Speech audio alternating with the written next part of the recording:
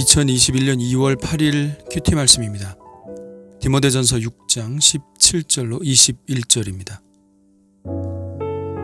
내가 이 세대에서 부한 자들을 명하여 마음을 높이지 말고 정함이 없는 재물에 소망을 두지 말고 오직 우리에게 모든 것을 후히 주사 누리게 하시는 하나님께 두며 선을 행하고 선한 사업을 많이 하고 나누어 주기를 좋아하며 너그러운 자가 되게 하라. 이것이 장래에 자기를 위하여 좋은 터를 쌓아 참된 생명을 취하는 것이니라. 디모데야, 망령되고 헛된 말과 거짓된 지식의 반론을 피함으로 내게 부탁한 것을 지키라. 이것을 따르는 사람들이 있어 믿음에서 벗어났느니라. 은혜가 너희와 함께 있을지어다. 아멘. 17절부터 나오는 말씀은 10절로부터 이어지는 것이 자연스럽습니다. 거기에는 자족하는 마음에 대해 말씀했었죠. 부하려고 하는 자들과 또 돈을 사랑하는 것에 대해서도 경고했었고요. 그 말씀에 이어서 오늘은 부한 자들에 대해서 이야기합니다. 내가 이 세대에서 부한 자들을 명하여 마음을 높이지 말고 정함이 없는 재물에 소망을 두지 말고 오직 우리에게 모든 것을 후히 주사 누리게 하시는 하나님께 두며 참된 경건은 하나님을 모시는 마음에서 시작됩니다. 하나님을 인정하지 않고 하나님이 나의 지금의 모습을 지켜보고 계신다는 의식 없이 경건에 이른다는 것은 거짓말입니다.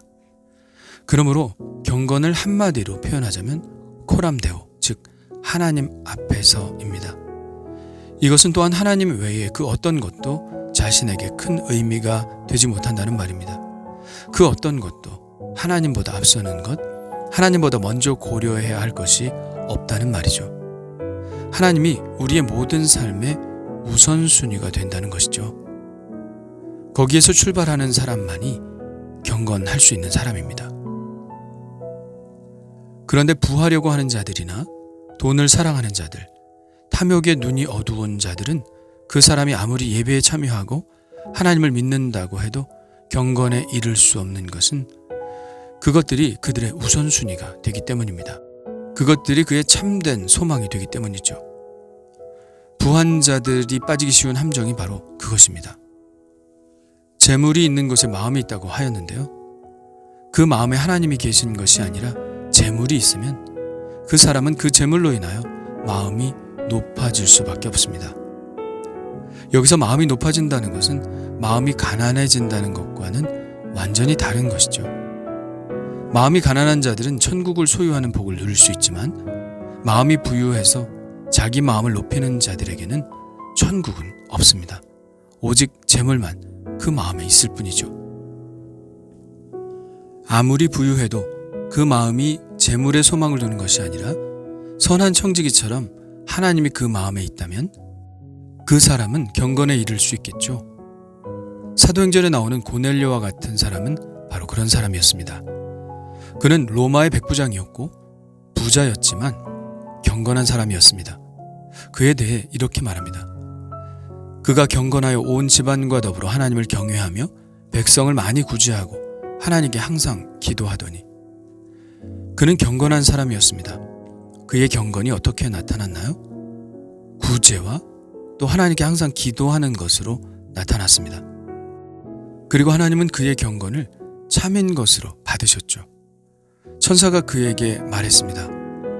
내 기도와 구제가 하나님 앞에 상달되어 기억하신 바가 되었으니 그의 참된 경건을 하나님께서 받으셨죠. 고넬료는 부자였지만 그의 마음 안에는 재물의 교만이 들어있는 것이 아니라 하나님께 대한 소망이 들어있었습니다. 그에게도 재물이 주는 교만의 위험이 없었을까요? 있었을 것입니다. 그러나 그는 재물을 흩어 구제함으로 그 시험과 유혹을 이겨내고 항상 감사함으로 그 마음속의 교만을 몰아내고 하나님으로 채웠습니다. 우리가 해야 하는 것이 바로 이것입니다. 재물이 주는 위험성을 인지하고 그 위험에 빠지지 않도록 재물을 하나님이 기뻐하시는 곳에 사용하고 또 자기 마음을 하나님께 늘 올려드리는 것이죠. 오늘 말씀에도 그렇게 하라고 말씀하시지 않습니까? 선을 행하고 선한 사업을 많이 하고 나누어 주기를 좋아하며 너그러운 자가 되게 하라. 이것이 장래에 자기를 위하여 좋은 터를 쌓아 참된 생명을 취하는 것이니라. 이렇게 재물을 사용한다면 이것이 장래에 참된 생명을 취하게 되는 것이라고 말씀합니다. 물론 이 말씀을 오해해서는 안 되겠죠. 선행과 구제를 강조한다고 해서 그것이 전부라는 이야기는 아닙니다. 기독교는 좋은 일 많이 했으니 좋은 데 갈 거야 라고 말하는 종교가 아닙니다. 우리의 구원은 선행으로부터 오지 않죠. 바울은 또 다른 목회서신인 디도서에서 이렇게 말합니다. 우리를 구원하시되 우리가 행한 바 의로운 행위로 말미암지 아니하고 오직 그의 긍휼하심을 따라 중생의 씻음과 성령의 새롭게 하심으로 하셨나니. 행위로 구원을 받는 것이 아니라는 사실을 분명히 하고 있죠. 가진 재물을 가지고 선하게 사용하여 참된 생명을 취한다는 말씀은 재물이 주는 유혹에 빠져 교만하여 겉으로는 아닐지 모르지만 마음으로 하나님을 떠나는 일이 없도록 하라는 말씀입니다. 마음의 모든 우선순위를 하나님께 두어 오직 참된 생명, 곧 영생을 취하고자 하는 열정을 잃어버리지 말라는 말씀이죠. 우리가 진정 얻고자 하는 것이 재물이 아니라 영생이라면 밭에 감추어진 보화를 위해 모든 소유를 팔아 그 밭을 산 사람처럼 우리는 기꺼이 우리가 가진 모든 것을 하나님이 기뻐하시는 일에 사용할 수 있어야 합니다. 그것은 비단 재물뿐이 아니죠. 우리가 하나님께 붙잡혀 있고 지금 영생의 삶을 살아가고 있다면 하나님께서 기뻐하시는 일에 내가 할 수 있는 일에 최선을 드릴 수 있어야 하는 것은 당연한 것입니다. 선행은 영생을 취하기 위한 것이 아니라 영생의 삶을 살아가는 사람들이 하는 합당한 행동인 것이죠. 이러한 삶은 두 가지 유익을 우리에게 주는데요. 17절 말씀처럼 오직 우리에게 모든 것을 후히 주사 누리게 하시는 하나님을 경험하게 된다는 것입니다. 예수님이 말씀하셨습니다. 주라, 그리하면 너희에게 줄 것이니 곧 후히 되어 누르고 흔들어 넘치도록 하여 너희에게 안겨주리라. 너희가 헤아리는 그 헤아림으로 너희도 헤아림을 도로 받을 것이니라. 하나님이 다 계산하고 계시며 우리에게 더 후히 갚아주신다는 말씀이죠. 이것이 첫 번째 유익입니다. 그리고 또 한 가지의 유익은 우리가 흩어 구제한 재물이 다 하나님의 나라에 쌓여 있다는 것이죠. 예수님이 또 이렇게 말씀하셨습니다. 오직 너희를 위하여 보물을 하늘에 쌓아두라. 거기는 좀이나 동록이 해하지 못하며 도둑이 구멍을 뚫지도 못하고 도둑질도 못하느니라. 이 두 가지 엄청난 유익이 우리에게 있으니 우리는 전혀 손해볼 것이 없겠죠. 오히려 우리에게 큰 유익입니다. 하나님은 우리의 재물을 빼앗으려는 분이 아닙니다. 우리를 가난하게 하시려고 하시는 분이 아닙니다. 우리가 오히려 더 풍성한 천국의 복을 누리며 살게 하시기를 원하셔서 하시는 말씀이죠. 이것을 정말 마음으로부터 믿고 있나요?